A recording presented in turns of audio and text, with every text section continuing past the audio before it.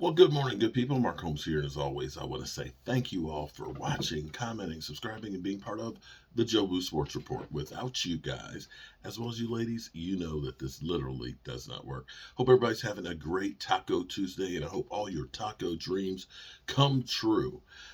Getting ready to go over to work on the Red Brick House. We were actually there last night. Last night we did our fireside chat from the Red Brick House. We've got lights inside of there, so that's coming along real well. But of course, we're talking about the Dallas Cowboys.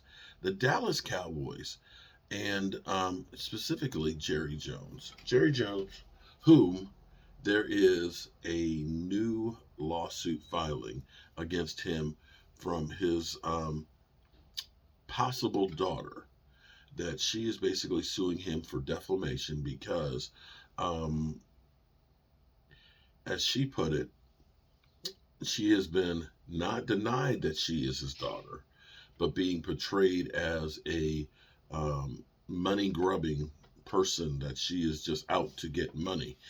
So defaming it. So we'll see what happens. But it's not just Jerry, it's also um, two of his associates as well. So the three of them are being sued. Now we have the owners meeting that's going on in Arizona right now, and there's a lot of stuff that's going on here with that. And we're going to get to the swing tackle Terrence Steele as soon as I get caught up here with Jerry, because all this stuff is, every Jerry Jones is that lightning rod where everything just kind of gets funneled into.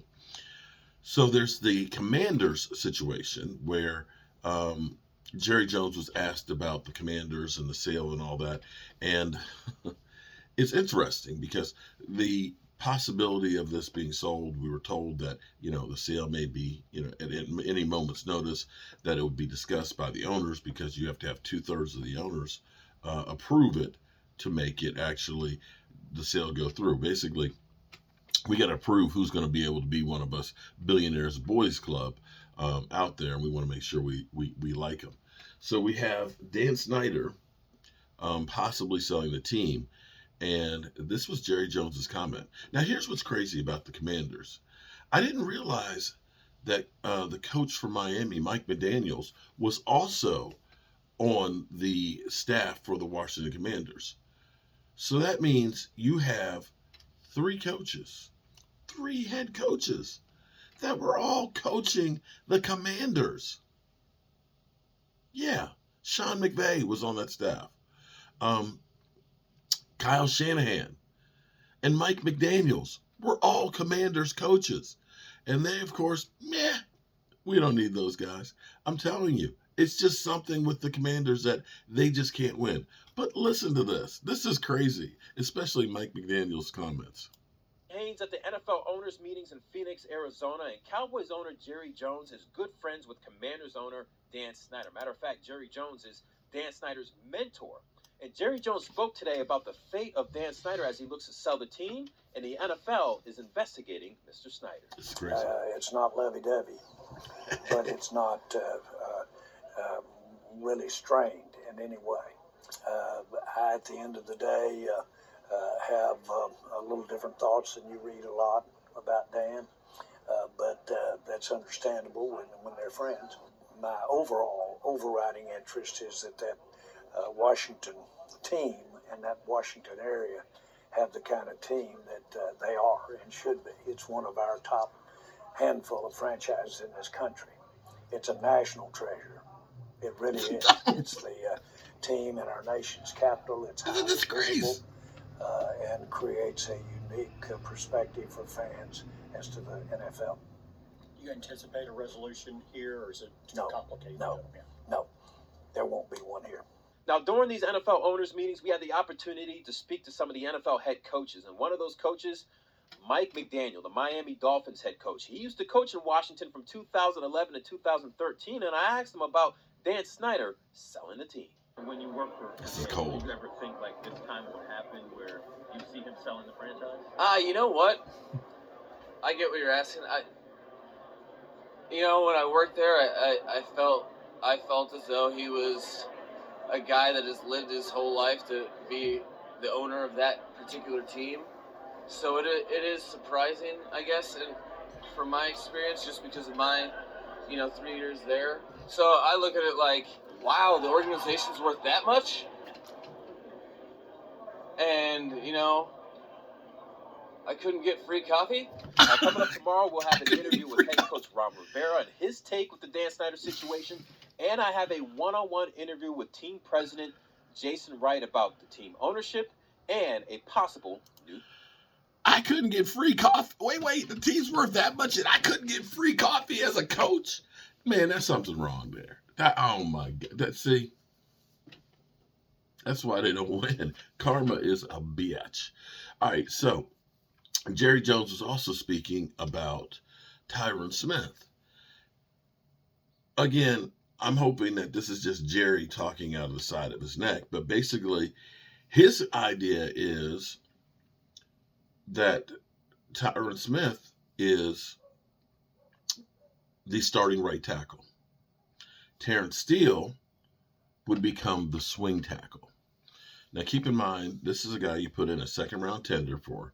He's getting paid $5 million, and basically you're going to have him in a backup role. At the moment, we don't have a right guard. One of your best offensive linemen, I'm going to say this. You can call me whatever you want to. You can say, I don't know football. But Terrence Steele, when healthy, is better than Tyron Smith at right tackle, without a doubt. Without a doubt. And I dare say,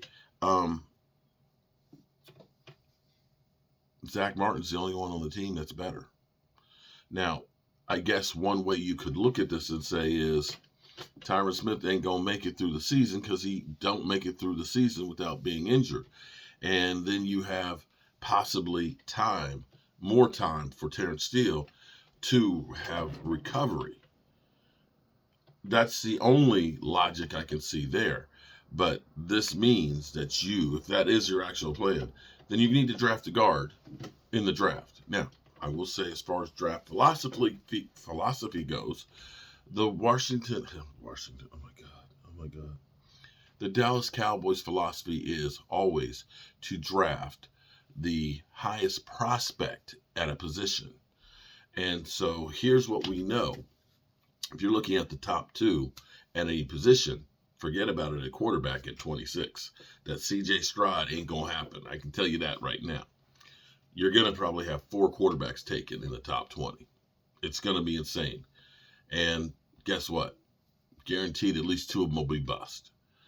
But that's the way it is. If you don't have a quarterback, you've got to try and get one.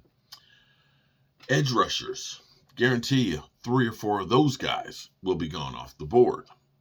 It's just a fact. They'll be gone, okay? So you're not getting one of the top edge rushers, and I think we're actually okay with edge rushers right now. Left tackles, guaranteed. 3 of those guys going to be gone. Gone. Left tackles, there's a premium. Wide receivers, probably 3 or 4 of those guys will be gone.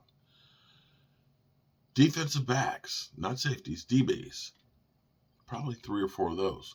So by the time you draft at 26, most of those premier positions, all of those positions are going to be filled or drafted. You're going to be down to the 4th, 5th, or 6th prospect possibly in any of those positions.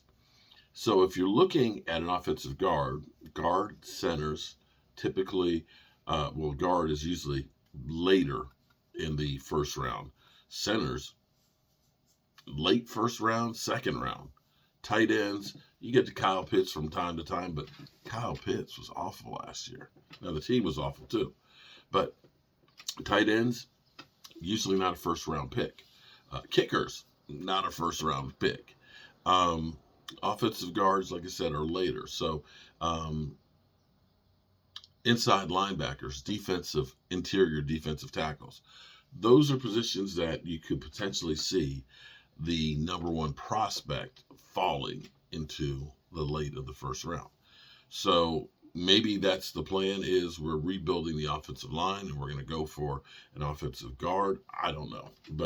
And the idea is that we want to keep Tyler Smith there. That's the only thing that would make any sense to me. But right now, you don't have a starting left guard on the roster.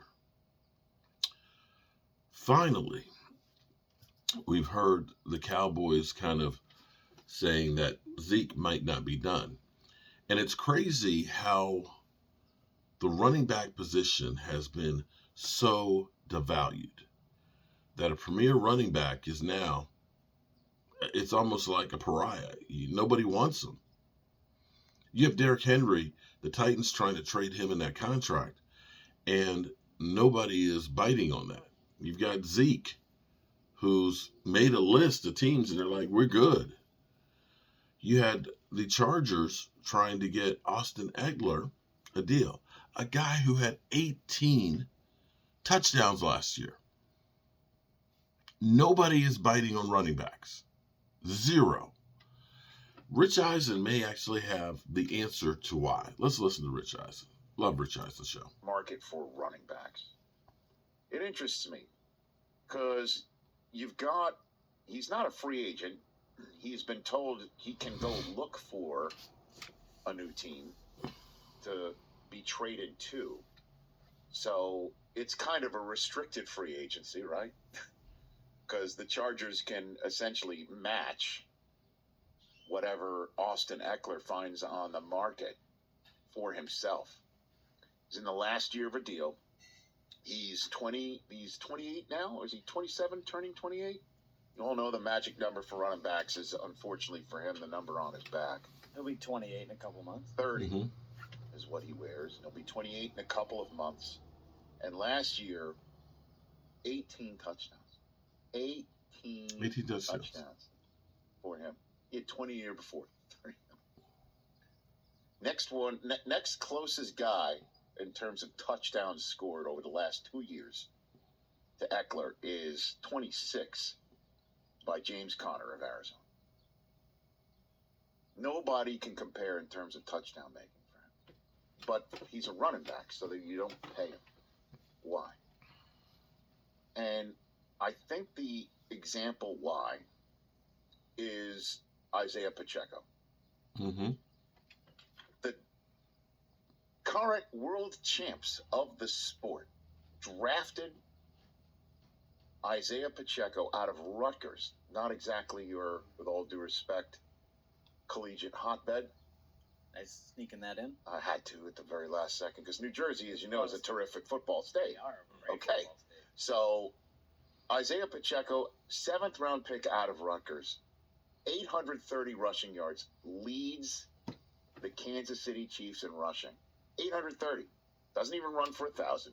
So the defending champions of the sport did not need a running back to run for 1,000 yards.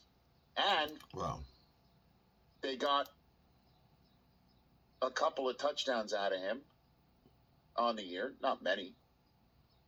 They did get one in the Super Bowl, though. And that's the point. That you see all those kids at the Combine. Who's this year's Isaiah Pacheco? There's going to be one. There's many of them in there. They look terrific at the Combine. If you can draft somebody 7th round, all he does is run for 830 yards, and you're fine.